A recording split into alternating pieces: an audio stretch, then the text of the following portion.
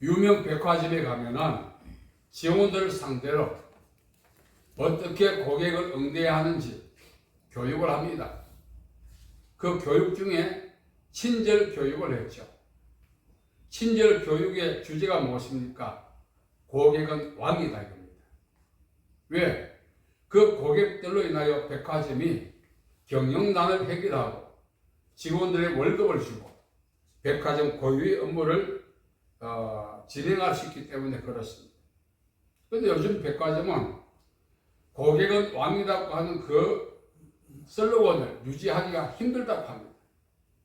이유가 무엇인가 하면 진상이죠. 진상. 저도 진상이라는 단어를 몰라서 이렇게 사진도 보고 찾아도 보았습니다. 이 진상은 백화점에서 횡포를 부리는 사람, 물건을 구매하는 과정 속, 반품 과정 속에 이 횡포에 가까운 일종의 폭력이죠. 상급폭력. 상급폭력을 휘두른 사람을 진상이라고 합니다. 그래서 이 진상들의 상급폭력을 견디다 못해 퇴사하는 직원들이 많다고 합니다. 가끔 이제 미디어를 통해서 진상들의 상급폭력을 방영하는 것을 본 적이 있습니다. 기가 막히더라고요. 어떻게 임두껍을 쓰고 저렇게 할 수 있는가?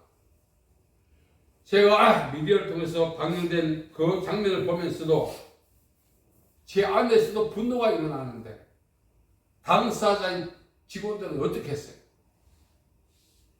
백화점을 그만두는 것이 아니라 인생을 그만 살고 싶을 정도로 고통과 아픔을 겪는 거죠. 그러다 그 진상들 횡포도 있지만 그나마 견디내는 것이 VIP라고 하는 정말 왕다운 고객들. 어느 유명 백화점에는 1년에 1억씩, 대단하지 않습니까? 1억씩 구매하는 분들이 수천 명이 되는 백화점이 있다는 것입니다. 그 백화점은 그 VIP를 잘 관리하죠. 친절하죠.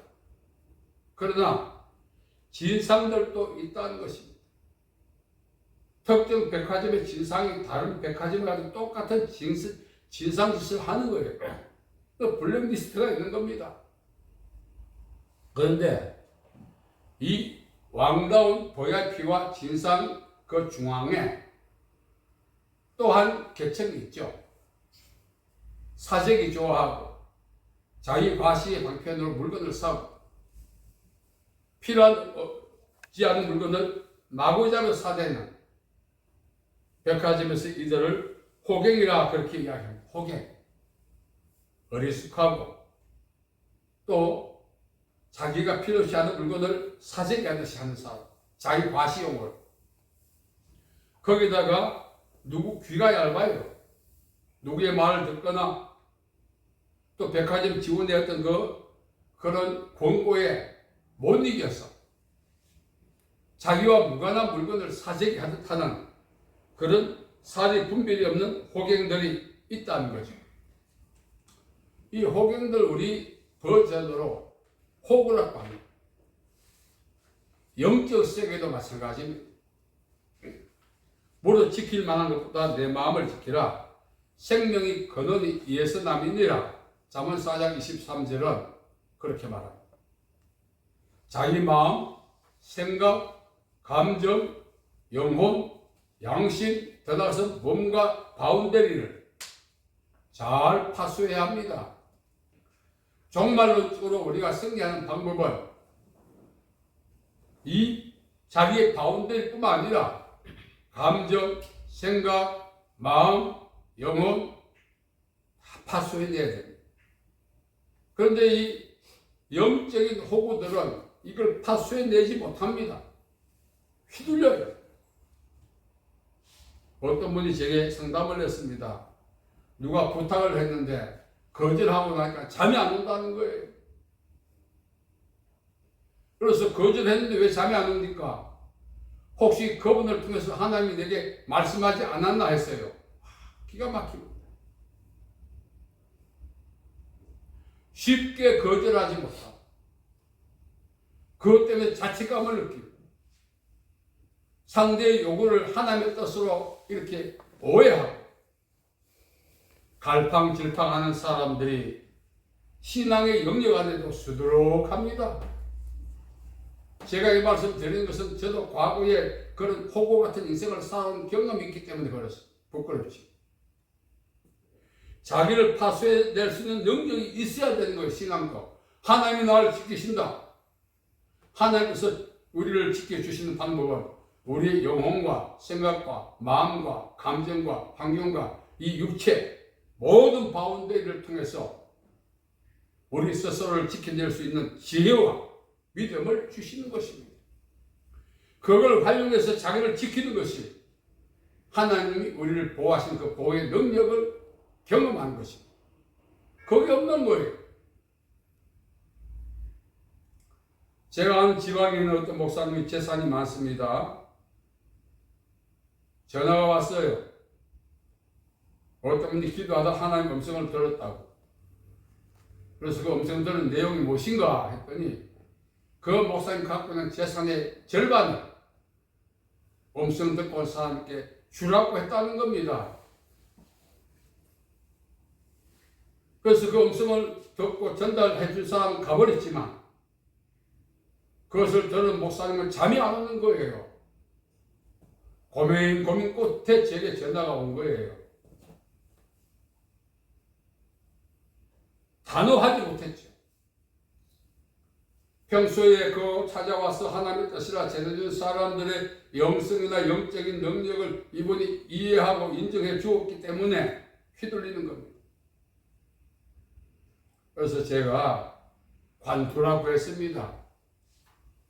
그러니까 계속해서 만일 하나님의 뜻이면 어떡합니까? 그래요. 괴로워하는 거예요. 우리가 힘들고 어려울 때 누군가의 도움을 받기 위해서 찾아갈 때가 있습니다. 항상 하나님의 이름을 덜먹이고 찾아가는 것입니다. 기도하다 왔다. 감동받아 왔다. 여러분, 하나님 우리 각자에게 주신 물질이나 환경이나 지위나 사회적 영향력은 분복입니다. 분복. 하나님을 좀 더 이해하고 하나님을 좀 더 잘 섬기고 하나님께 감사하며 살라고 우리에게 주신 그러한 하나님의 선물이에요. 그걸 잘 파수하고 지키고 그걸 누리며 살아야 하나님의 은혜에 대한 감격이 솟아나는 거예요. 한 번도 그렇게 살지 못하고 마귀의 특성이 뭡니까? 도둑질하고 죽이고 멸망시키고. 그래서 제가 이야기했는데도 알겠습니다. 또 전화 왔어요. 잠이 안 온다는 거예요. 그 부탁을 안 들으시고 잘못될까 싶었어요. 결국은 이제 그것이 유야무야 없던 일로 되었습니다만 우리가 살아가면서 이렇게 악한 영들이 우리의 약점을 갖고 하나님이 우리에게 주신 소중한 것들을 야금야금 잠식하고 약탈하는데 우리는 그걸 모른다는 겁니다. 오히려 그것을 허용해주고 오히려 적극적으로 내어주어야 적성이 풀리는 그것을 하나님의 뜻으로 오해하는 이런 어리숙함이 오늘 교회 안에 얼마나 많은지 압니까? 사람들이 왜 사기를 칩니까? 자기 사기에 당하는 사람이 있으니까 치는 거예요. 사기 치는 사람 감옥에 넣는다고 이 땅에 사기가 없어집니까? 어떤 사기를 치든지 당하지 않아야 더 이상 사기 치는 일이 없는 겁니다. 그것을 영적인 방어력이라고 하죠. 자기를 파수할 수 있는 영적 능력과 방어력이 있어야 하는 것입니다. 오늘날 그게 없다는 겁니다. 그래서 그런 말이 있습니다. 당해도 사다. 오늘 말씀에 보면은 히스기야가 병이 들었어요. 그 소식을 들은 주변 국가 사람들이 병원하고지 않겠어요? 당시 이스라엘 중에 가장 앙숙이고 가장 천지였던 바빌론에서도 뭐 병원한 한 번쯤 가는 거야 뭐 어떻게 했나 해서 왕이 사신을 보냈습니다.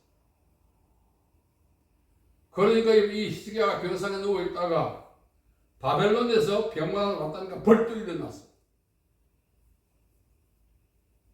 이제 바벨론에서 사신단을 보냈으니 화해 무드가 조성되겠다 이렇게 생각하겠죠. 얼마나 반가웠겠어요. 전전긍긍했는데.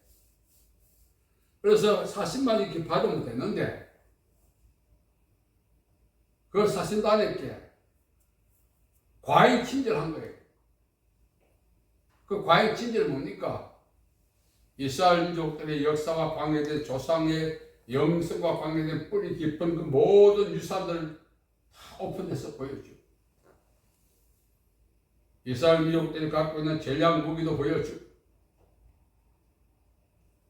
하지 않아야 될 하는 거예요. 이거는 과잉 친절이 아니라 뭐 잘못된 거예요. 그랬는데 그때 마침 이사야 선지자가 히스기야 왕에게 이야기합니다. 저들은 누구면 어디서 왔습니까? 하니까 히스기야가 흥분해가지고 지방에서 왔다. 바벨론에서 왔다. 왜? 앙숙이고 전쟁긍긍했던 그 나라에서 사신을 보냈으니 화해 무드가 조성되고 거심거리가 없어지겠다. 얼마나 기뻤겠어요. 거기서 끝나지 않고 지나쳤던 겁니다.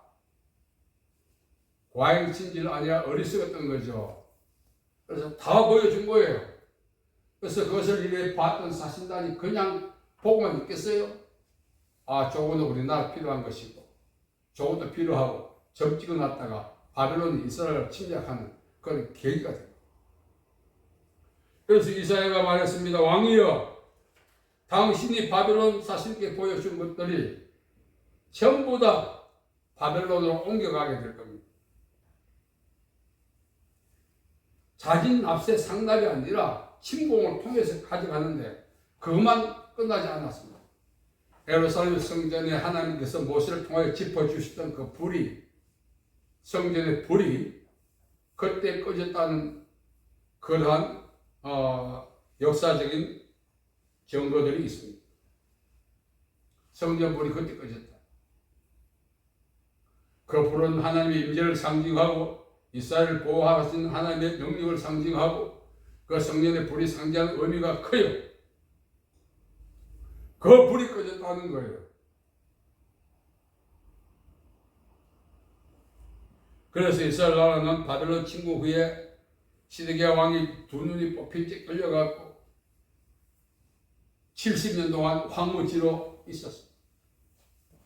젖과 꿀이 흐르는 땅이 황무지가 됐다는 것입니다. 그리고 이스라엘 민족들은 바벨론에 끌려가서 집단 거주지였던 거발강에서 통회하면서 70년을 보냈던 것입니다. 우리가 살아가면서 히스기야 같은 오류를 많이 범합니다. 자기를 파수할 수 있는, 제어할 수 있는 그런 능력을 어느 순간에 무장해제를 한다는 거죠. 그 무장해제를 통해서 도둑질하고 죽이고 멸망시키는 악한 영의 침략으로 영적으로 충만했던 사람이 비실비실하게 많은 사람을 키웠던 사람이 자기도 추스르지 못하고 살아가는 그런 경우가 얼마나 많은데요. 지금 산을 오밀 때도 믿음을 갖고 주여 주여 했던 사람이 쥐구멍을 찾는 일들이 얼마나 많은데요. 그 모든 배후에는 자기 파수 능력을 상실한 것입니다. 무언가 잘못된 것이요. 어디서부터 내가 무장해제를 해서 마귀가 틈을 탔는지를 그 근본 그 시초를 찾아 해결하지 않느냐. 그렇게 살다가 세상 체류를 끝내는 것입니다. 여러분, 부추긴다고 해서 우리가 휘둘릴 필요도 없어요. 누가 칭찬하면 앞으로 잘해라 하는 하나의 그런 격려를 알고 겸손하게 잘해야 되는데 그 한마디에 이성을 잃어버립니다. 마귀는 우리의 약점을 잘 압니다. 백화점 직원들은 진상은 아예 거부해버리지만 호갱들이 오면은 가만 이슬로 팔아요. 그 가만 이슬로 호갱들이 속아요. 그 호갱이 누굽니까? 영적 호갱이 바로 우리란 것입니다. 마귀의 감은 이슬에 놀아난다는 겁니다. 우리가 우리 자신을 파수하지 못한다면은.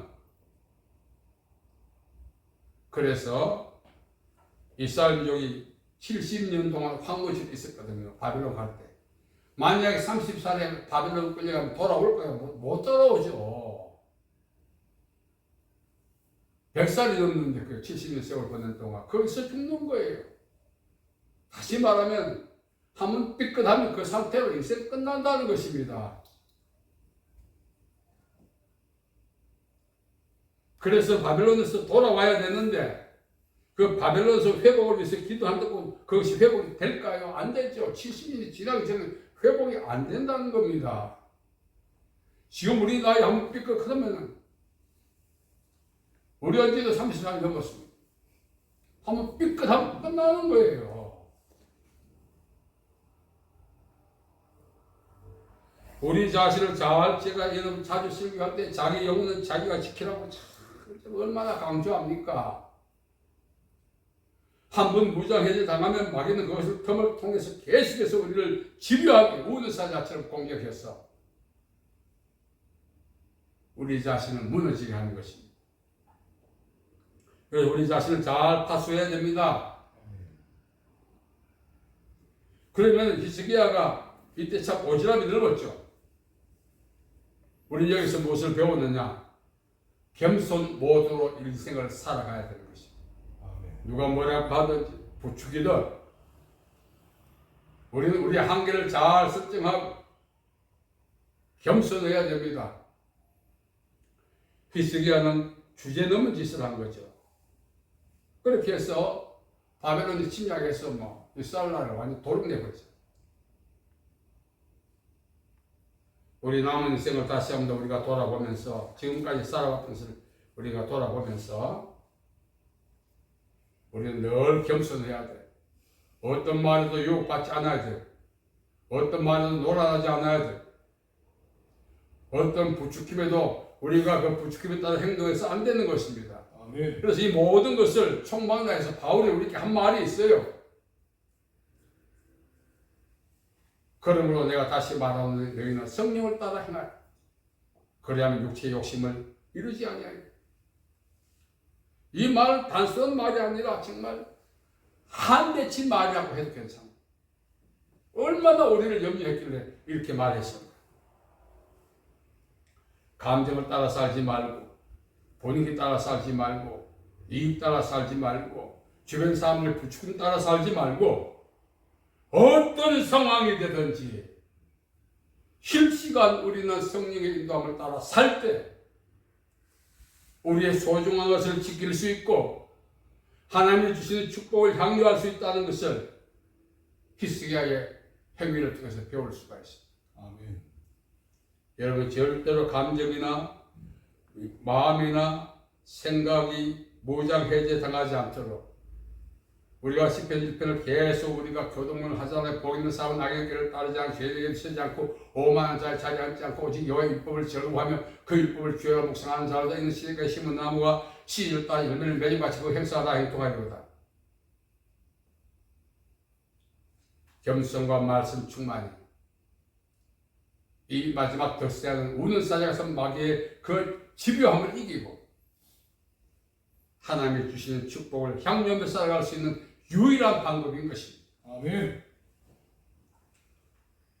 다시는 여러분들 흔들리지 마시기 바랍니다.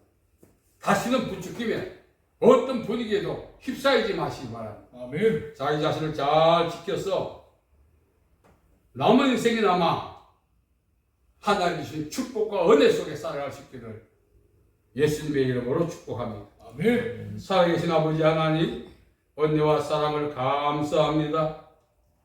정말 우리가 너무나 어리석었습니다.